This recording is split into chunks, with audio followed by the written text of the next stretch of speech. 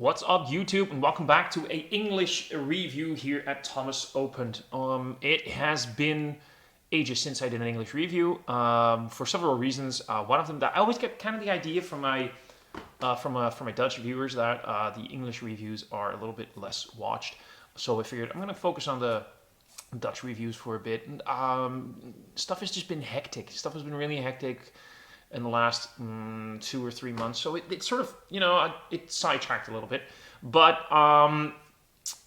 thanks to James over at Rampant Line Reviews, who's been encouraging me to really do a lot more English reviews. Thanks to joining him in some of the other English reviews, think of Harry, Peter, Adam, Craig, Rob. If any of you guys are watching, shout out to all of you guys. There's this guy who watches a lot of their live streams and a lot of their reviews, Davor. Davor's from Slovenia, and he was surprised when he saw my inventory on Untapped that I actually had a few beers from Lobik, Lobik Brewery from Slovenia. He's like, that's insane. It's actually pretty difficult for me to get their beers right now, and he just thought it was funny. And I had 2 beers. I told him, you know what, pick one. I'll review it on the channel. So that's why right now we have from Lobik Brewery from Slovenia, we have the Raising the Stakes. This is part of a 3 IPAs that were released in May 2020. So this one's somewhere between, I think somewhere between 6 and 8 weeks old, give or take. So it's fresh enough. So anyway, it's a 3 India Pale Ales, a normal one, a double one, and I think the last one was a triple IPA. So knowing myself, I figured I'm going to get the double IPA. That's usually my, it's a NIPA, by the way. It's a New England style IPA. That's usually my sweet spot. I have no clue as to what kind of hops were used. They didn't mention it on Untapped. It's not on a can. It's a, let me quickly check. It's an 8%, 8% by volume ABV, alcohol by volume, 8% alcohol by volume, 8% ABV. There we go. So yeah, interesting can art. It's nothing, really shocking, but it looks fun. And I'm curious because I've been hearing great things about Lobik. I can't really recall. I should have checked this before. I can't really recall if I ever had Lobik before. I think I have. Let's get our trusty Tiku glass from Rock City Brewing. I like a good Tiku for an IPA. I'm really curious about this. I've been really getting into my IPAs again lately. I sort of sidetracked them for a while. Really focused on multi-beers and sours for myself. Those are the styles that I really like drinking. But I've had some amazing IPAs lately and really getting back into them, so that's great. So pouring the beer, it pours a lovely, lovely, hazy, almost creamy, really juicy looking color. I mean, look at that. That is thick in terms of, you can't see anything through that. That is haze for days, as the kids like to say on like Instagram. No, that looks beautiful. That looks beautiful. That looks exactly like what a double New England style IPA should look like. It's got this lovely golden, or no, not orangey, peach sort of papaya look to it. Well, like real juice, like real just pureed peach and papaya.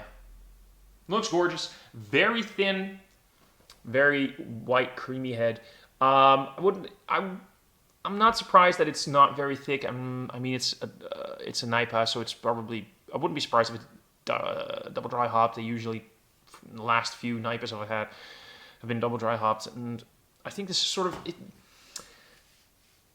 is it becoming a bit of a standard thing to just double dry hop everything and not even putting it on there anymore? I don't know if it is. I mean, if everybody's watching, just drop a comment and let me know what you think about that. But I'm getting an idea most IPAs these days are double dry hopped. Maybe I'm just talking out of my ass right now, though. Anyway, it looks beautiful. I already had a few whiffs of the aroma while pouring it, and I just need to get to the nose. There we go. Yeah, that's fruity, all right. You got everything there. You got tangerines, you got peach, you got papaya, you got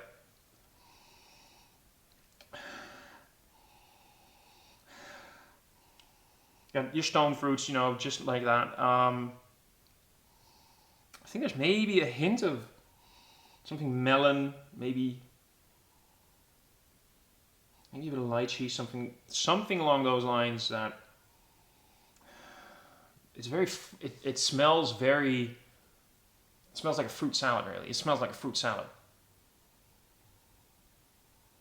There's some soft hints of some, like those earthy, spicy, sort of danky notes.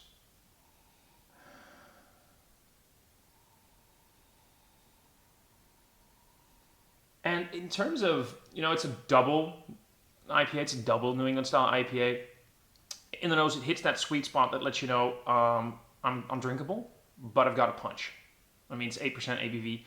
It's letting you know, be careful. So it doesn't smell boozy, but it lets you know that it's not timid in terms of ABV. Yeah, there's definitely a little bit of that earthy, spicy, like freshly,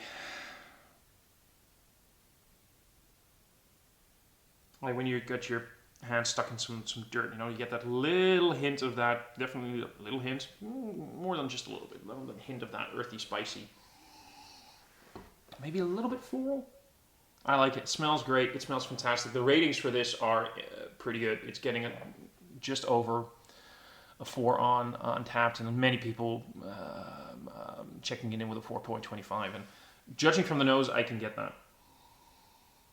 Yeah, I need to taste this one. Davor, cheers to you, mate.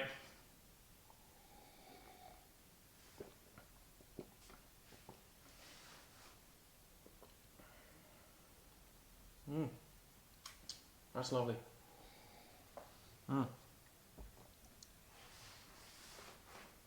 It's got a lovely mouthfeel, soft. It's not very highly carbonated.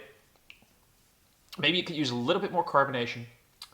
It's got a little bit of bitterness in the back. It's definitely a New England style IPA, but I'm very happy about the fact that lately we're seeing a little bit more bitterness getting back into those NIPAs. And one of the reasons I'm not a big fan of the New England style IPAs is that, especially lately in the last year or two, I thought that they were really losing a lot of bitterness, especially in the back end and the finish.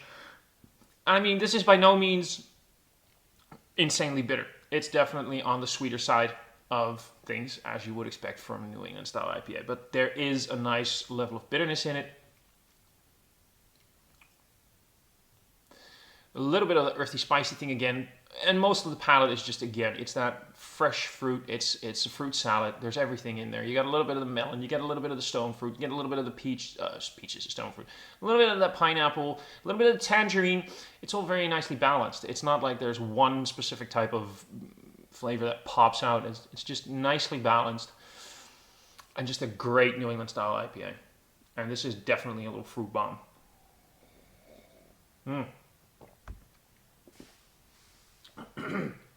Now I just mentioned that in the nose, it lets you know, it has a bit of a punch. Not boozy, but it's warning you. In terms of the palate, no, none of that. This keeps inviting you to drink it, take a sip. It's dangerously drinkable. I would have no problem finishing this in 10 minutes if I'm not careful. Now, this is definitely one of the best New England style IPAs I've had in quite a while. This is, for me, definite 4.25. This is worthy. This is amazing. And I'm definitely keeping an eye out for Lobik in terms of their IPA game. The other beer that I have from them is a 14% Imperial Stout, so I'm very curious what that does because, like I said, I'm a malt head. I prefer my stouts, my barley wines, my quads over IPAs. So if this is impressing me, honest to God, I really hope that that's going to knock it out of the park. It also amazes me how many countries these days are really countries that you wouldn't really think of when you think of craft beer, and especially when you start thinking about your hazy IPAs. We all start thinking about the United States, and we all start thinking about the UK. It's countries like Slovenia, and I think they're from Latvia. Arpa's Brewing, some amazing stuff there.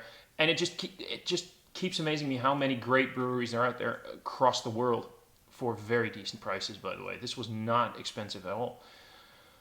So all in all, this is just a fantastic little a little, a fantastic New England style IPA. 4.25 for me on the Untappd scale. And I'm very glad that I tried this. So, Davor, I hope you like the review. And I'll definitely see you pop by in the live streams with the other reviewers. I'm guessing. And you should really join one of those live streams. James keeps saying that you should start your own channel. You definitely should. So go for it, man. Another beer tuber is always welcome, right? So that's it for this review. I hope you guys enjoyed it. If you liked it, give it a like. If you really liked it, give a subscribe. And in the comment box below, you'll find, in the description box below, you'll find links to all my social media and a link to the Dutch Beer Collective. Check out the Dutch Beer Collective. Check out Beer Geek Holland and Dutch Beer Geek, two Dutch reviewers you're hopefully really going to enjoy. And leave some comments. What's your favorite New England style IPA? That's not from the standard countries that you would think of when it comes to New England style IPAs. Have you ever had anything by Lobik? What did you think? I'd love to read it in the comments. And I'll see you guys in another review. Till then, cheers.